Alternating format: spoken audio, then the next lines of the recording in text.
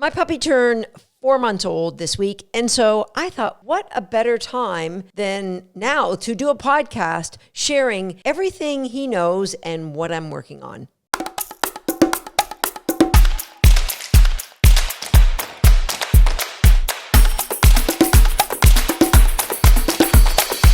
Hi, I'm Susan Garrett. Welcome to Shaped by Dog.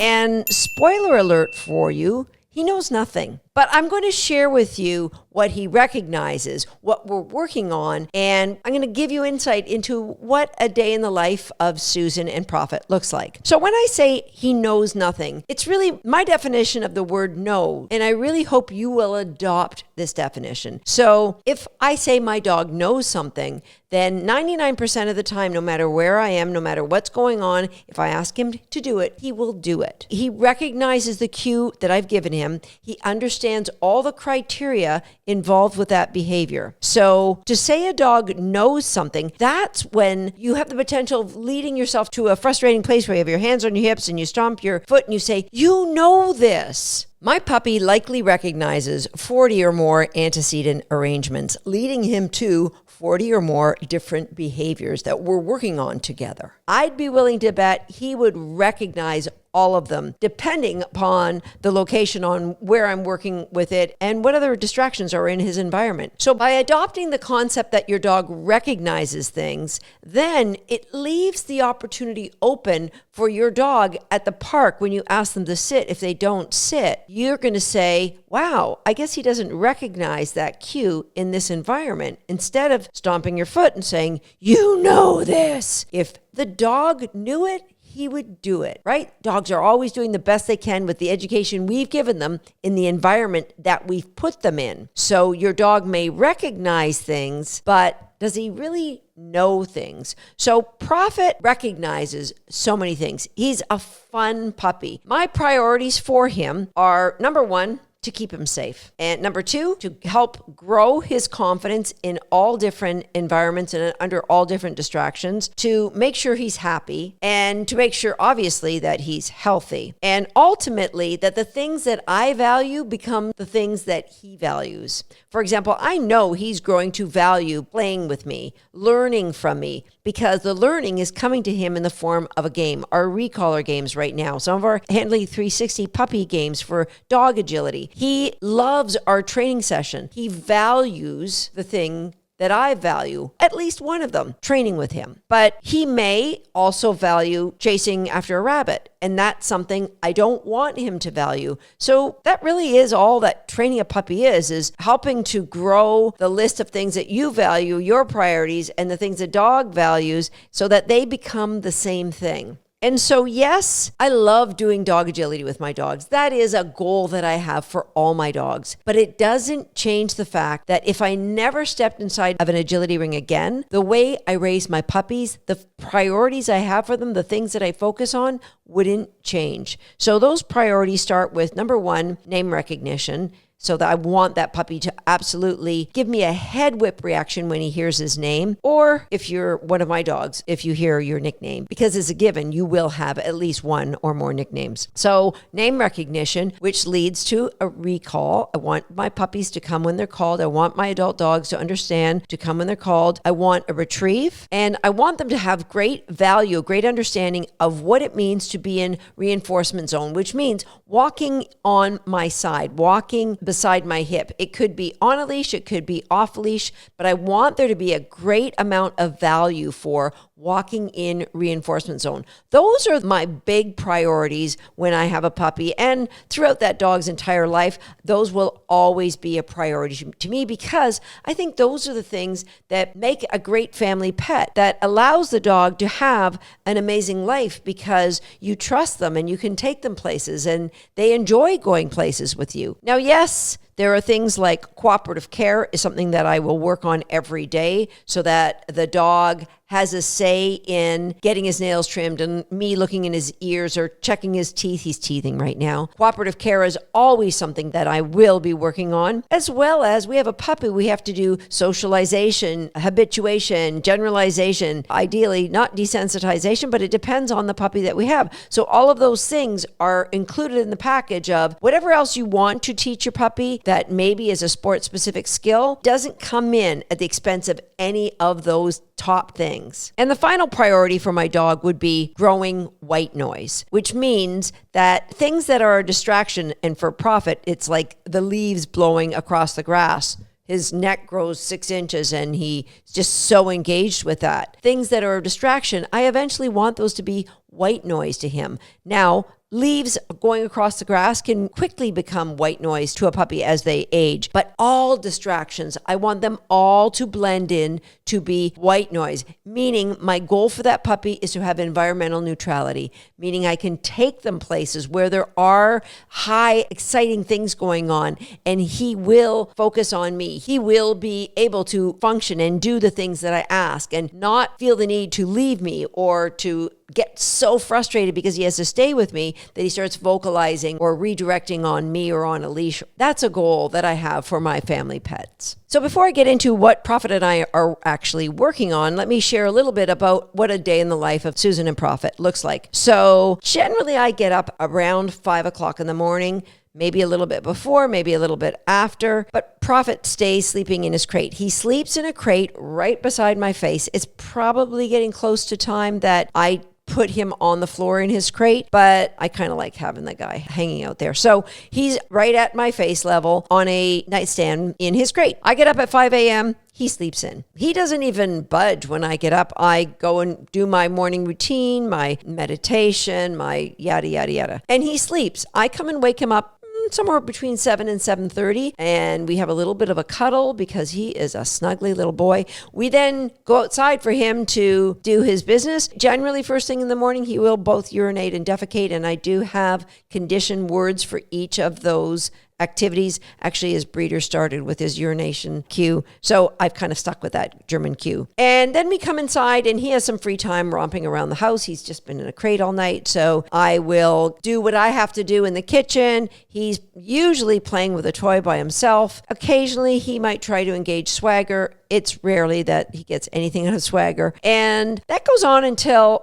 8 o'clock. It depends on the day. So some days I work out at 8 o'clock in the morning and other days I work out at 10 o'clock in the morning. So when I go to work out, he goes in an X-Pen, or if I'm going to go upstairs to do some work, so somewhere between 8 and 9, he will go into his X-Pen. In that X-Pen will be things for him to chew on, beds for him to sleep on. I will throw enrichment like a puppy bomb in there occasionally. Like again, remember I said in podcast episode number 239, you want to be predictably unpredictable. So there is never a schedule where this happens at every day at this time. I always give you a puppy bomb at this time. Sometimes he'll get a pizzle in a pizzle holder. Sometimes he'll get a food puzzle that he can work through. Sometimes he'll just go in there and play with the things that are in there. So he's got chew things in there, nothing that he can really de-stuff. And of course, he's a Susan Garrett puppy, so he has lots of dog beds in there. So he stays in his X-Pen, and we deal with each puppy differently. If they get distracted by all the things that are going on, we might move their X-Pen away from all the action.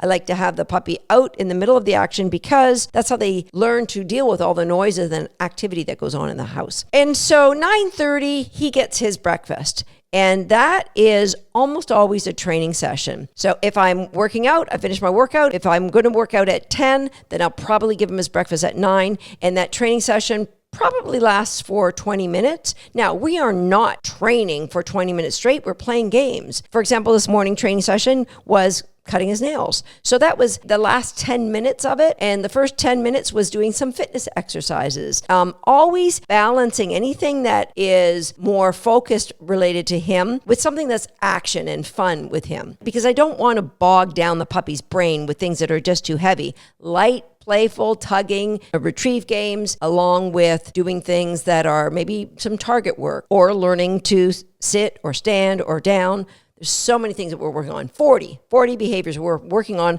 along with so far 7 location-specific reinforcement markers. So tons of things that he's learning. After his breakfast, he goes back outside and has a little romp around, depending on the weather, back inside, a little run around the kitchen, and then he's back in his X-pen while I go about my morning routine. He sleeps most of the morning. And then at lunchtime, we go out, and lunchtime is generally his walk session. Now, I don't walk my puppies very much for two reasons. Number one, they don't need it. Number two, they haven't really learned to deal with all the distractions they might see on a big walk, especially if you're in the city. But also, they're going to pull on leash, and pulling on leash becomes a habit. And I don't want my puppies to have that habit. So I try to avoid them ever pulling on a leash. And so what I do on my big walk that I do, and it's 1 kilometer around our field, that's like 6/10 of a mile for those of you who are not into kilometers. And what I do is I take his raw food that he's having for lunch and I put it into a squeeze tube. It makes it super easy to work with his raw food while I'm walking. I can just give him a little squirt when he's in reinforcement zone. Now, the walk starts out on leash, and of course he's staying in reinforcement zone because we do this almost every day. And I mark it with a word, cook, which means stay where you're at and I will deliver reinforcement right to your mouth. Now, I do have a pay pouch with some other cookies on there so I can give faster reinforcement if there's something I need to do. But partway along that walk, I'll take him off leash and he can just explore. And when he comes back and chooses to find reinforcement zone, he gets more reinforcement. So that's how he gets his lunch. And then a little bit more time ripping around the house and back into the X-pen 3 days a week, maybe 4. He goes off-site. So we go to a different training class or 2 different training buildings that we go to just to get him that experience. I will take him into the city to do some experience with traffic or kids or things that we don't have out here in the country, or a store, a pet store, a big box brand hardware store. I'll take him somewhere to get him away, and then he's back to sleeping. Remember, he slept most of the morning, he's sleeping most of the afternoon. Dinner time happens. Again, there's no real schedule, between 5 and 7 usually for him. And again, dinner time is a little bit of a training session. Now, depending on my schedule, if my schedule doesn't permit it, he might get his food in a topple or several topples. He might get his food in a training. I use his raw food with bowls. So I have a main bowl and a spoon, so I might reinforce him directly with a spoon. I might use another bowl where I will slide it across the floor to him. Whatever, it depends on what we're working on. So yes, I'm a raw feeder, but I don't think that's a problem for my training. There's some downside, like if you're a kibble feeder, you can just hand out kibble really quick when you're feeding. And yes, it's a little bit more involved if you're a raw feeder, but the advantage is nothing is as high value to my puppy as his raw food. And so I've got like an outrageously high value food that I use with him 3 times a day, which is amazing. So some nights of the week, we will go to the building after dinner and do a training session where he might work on watching me train another dog and being calm. We might do some recall work. Generally in the building, it's a lot of action, and in the house, it's less action. I also, if the weather's permitting, we're going to do that sort of work outside as well. So bedtime for both of us is generally around 9 or 9:30, and he will get a little bit more free time to run around in my bedroom as I'm doing my evening routine. And then he's back in his crate, and that's it till the next day. Okay, the training. Probably the most important thing, and I know I've said this so many different ways, is creating an environment of success. And we've talked about manipulating the environment so that the puppy can make the correct choice. We don't want to take the puppy to a bunny farm and try to get him to focus on you, because there's too much environmental stimulation that you're going to lose that puppy to. So manipulating the environment, AKA creating environmental success, starts with a place at home. When I have a really young puppy, I do a lot of training in my bathroom because it's really boring environment with very few distractions, unlike a bunny farm. And as my puppy starts to gain more focus on me, why would he gain more focus on me? Because the toilet brush is pretty boring. And that's all that's in there other than me is a toilet brush. I actually put that on the sink because invariably a puppy will find it. There's just nothing else in that room for the puppy. And so I become their focus. And it's easy to introduce little inoculations of distractions by you being the number one focus. And you're playing strategic games that are layered in a way that the puppy absolutely have success. That's how our Homeschool the Dog program is. That's how our Recallers program is. That's how our Handling 360 program is for agility. It's strategic layers that creates success by helping you to manipulate the environment for your puppy or your dog. So we have the bathroom. Then I encourage all my students to have a little training den somewhere in their home. I really have 3 main locations that I train my puppy around here. Sometimes it's up in the office, sometimes it's in my bedroom, and sometimes it's in the lowest level of the house where I have a little training den that all of my dogs can get trained down there. Now, when I go away from home, if I'm going to a class, I'm hoping that the teacher has set up an environment for success. The puppy class that I'm going to with Prophet right now isn't actually a puppy class. I mean, Prophet is by far the youngest puppy. And so I have a penned-in area, quite a large area, where props and equipment get moved in, and I have the freedom to choose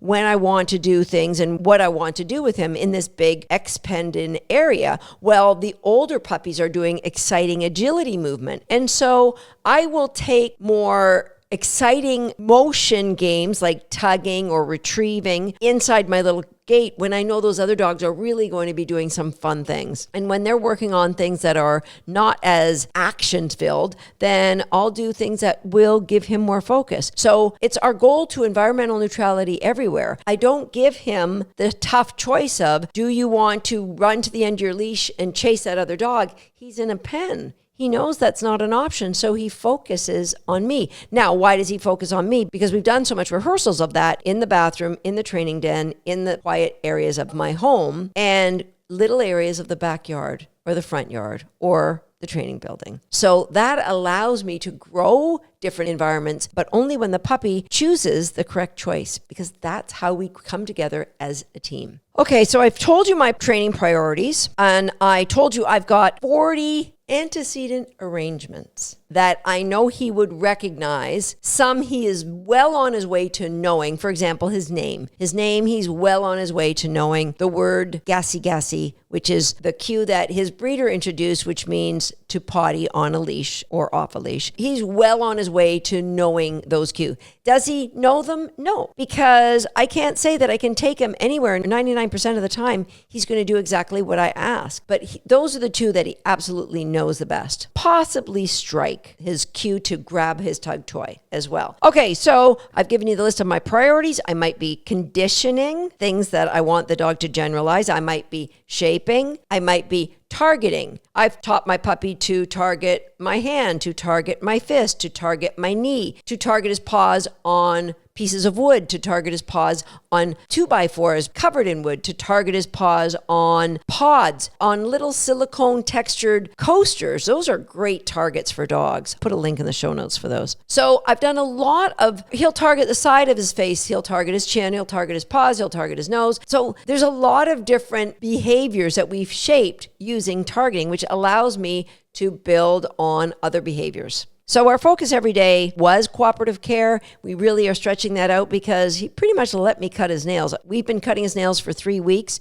just with him laying down, chill on his dog bed, not a problem. So cooperative care, exercise. So exercise could be things in the house, or it could be like doing jump grids or cavalettis or things that are a little bit more activity-based. Of course, restraint recalls. If I was going to group the activities, as I started off with, it would be conditioning and shaping and targeting and fitness and verbal override games, meaning if I'm moving away and I ask you to sit, that you should sit. That could be potentially life-saving. But for those of us that do agility, we want our dogs to be able to discriminate and do what we ask them to do, even if we're moving away. So verbal override's important. Intentional focus, intentionally reinforcing my dog that creates focus for what's in front of you, for an obstacle, for my hip, for wherever it is that I think is important in your life with me. Intentional focus is another category that I build into my training plans every week. And food puzzles that I use for enrichment with my puppies grow into something called the veto game, which is a moving puzzle for my dog, where I introduce I introduce targets in veto game. I introduce a lot of other skills in that. And for those of you who are in Agility Nation or WAG Nation, the veto game is in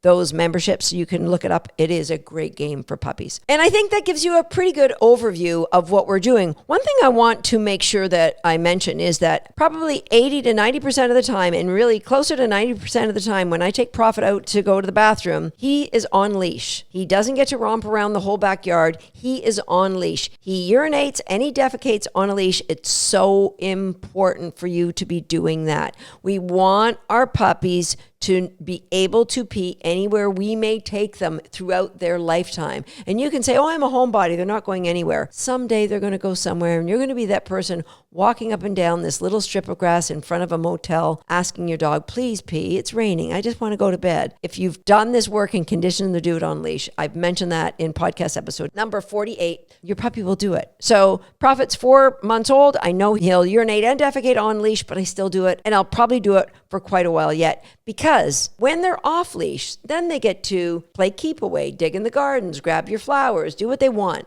When they're on leash, you're just building that trust, that foundation, that focus, that relationship with you. I hope all of this makes sense. Be sure to jump over to YouTube, because I'm sure my team will put in some really good demonstrations of everything I talked about today. I'll see you next time right here on Shaped by a Dog.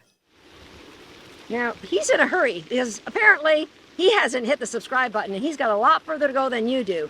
Go ahead and hit the subscribe button now, turning on that notification bell so you'll never miss another video. And if you're already a subscriber, that's for you. Go ahead and grab your absolute best reinforcement.